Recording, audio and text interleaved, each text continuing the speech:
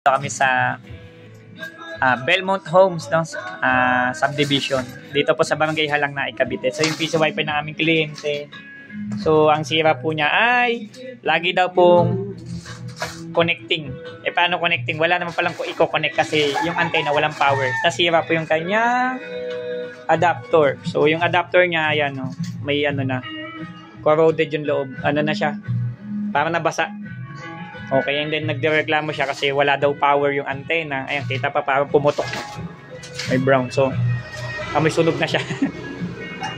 So yun. Sira yung ano niya, ng antenna. And then, inayos na lang ni Brother Well. Ito yung cord. Working naman yung bendo. So, yun lang naman talaga hindi gumagana sa kanya. So, yung complaint naman na a few days o a few minutes daw, a few hours ay nawawala. Yun na lang yung ino-observe namin kung ano. Powered by Piso Pi. Ayan. So, madam, try nyo po magulig, madam. Sa labas po. Pamatry po. So, yun. So, tinitesting na lang. Opo. Baka mo mami, hindi nahuhulugan. Opo, patest lang po na, no? Insert lang po. So, yun. So, mamaya po kita-kita tayo sa Pasinaya West. Yun. Sana matapos ko po lahat. So, hindi ako masyadong tatanggap ngayon, no? Kasi may lakad po mamayang hapon, no? So, may tatapusin lang po ako. And then bukas, kita-kita po tayo sa barangay 10.0.0.1 sa Google Chrome.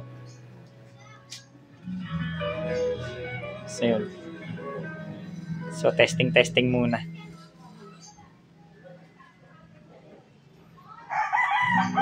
Mas dami ng pusaw. Dami aso. Ang galing. 10.0. 10.0.0.1 po.